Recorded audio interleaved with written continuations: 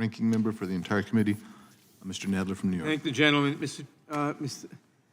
Director Davis, the order to phase out private prisons was issued in January of 2021, so it's 3 years ago. In 3 years, you phased out 7 prisons. You've got 5 left. How long do you think it'll take to phase out the remaining 5? Thank you for that question. As I started, we are definitely committed to full compliance with the order. It may be a little bit hard to answer that. We know at least one, the contract will end very soon, I would say within the next year. But for others, there are still the issues of logistics, making sure we have alternatives where we can place our detainees. So I think to give you a number, I would be very hard to give you that number. Okay. Second, the Secret Service protects the executive branch. You protect the judicial branch. Many members of Congress have been many threats to Congress in recently. Senator Romney said that he spends personally $5,000, I forget whether you said a day or a week, for his personal protections. Do you think it in order for the Marshal Service to think about protecting threatened members of Congress? I'm sorry, the last part of the question I didn't get. Do you think it in order for your office to think about protecting threatened members of Congress?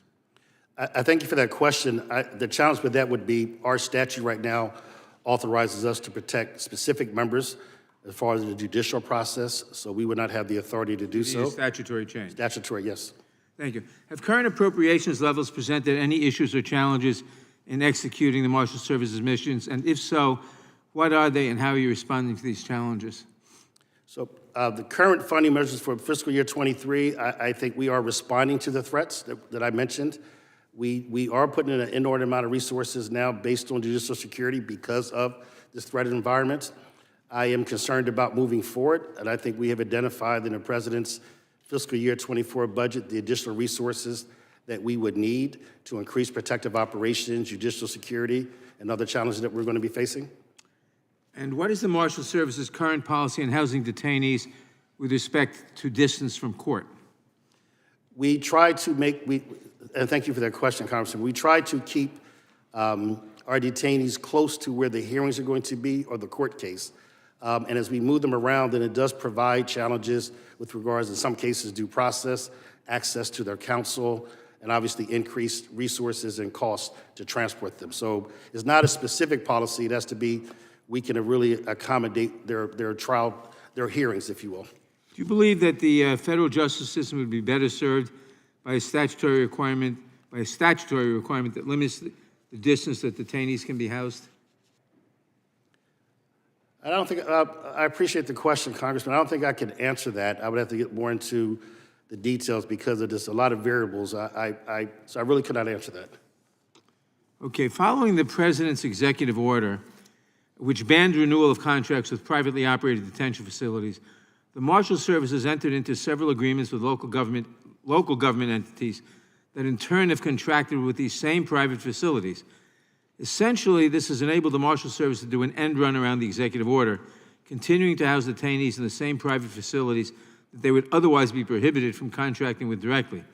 The White House Counsel's Office has granted a number of exemptions from the executive order. Why has the Marshal Service chosen to enter into these pass-through intergovernmental agreements instead of simply requesting additional exemptions from the White House Counsel's Office? Thank you for that question. From my understanding, there's one facility that you may be referencing in Northeast Ohio, and from my understanding at that time, that was the best option that the agency had, that we had, as far as subcontracting with the local government, based on the time when the contract ended and based on the ability for us to maintain our detainees. So that was the best option. Thank you. What oversight does the agency engage in when it contracts with private facilities? Thank you again. As I mentioned earlier, our priority is still to make sure that all of our detainees are basically held to the best standards, and so we will still conduct the inspections. We work with the facilities. We do the inspections. We do regular inspections, and we work to make sure, and we have a process to make sure that we investigate all complaints that were mentioned and all allegations of misconduct. Thank you. I asked about the policy on housing detainees with respect to distance from court. What about the policy on housing distance with respect to loved ones and with respect to legal counsel? Thank you again, and I think that's what I was mentioning. That is a critical part of the process, and as you mentioned, is why it is, as we're moving forward with the order, that we try to make sure we don't move them too far because of the access to counsel, access to family. And if I just may say this, Congressman, that's critically important because nearly all of our detainees are pretrial. So they should be afforded the presumption of innocence, which means they need to have the ability to be close to their counsel as they proceed through the process. Thank you. I yield back. Gentleman yields. Chair recognizes the gentleman from Alabama, Mr. Moore. Thank you, Mr.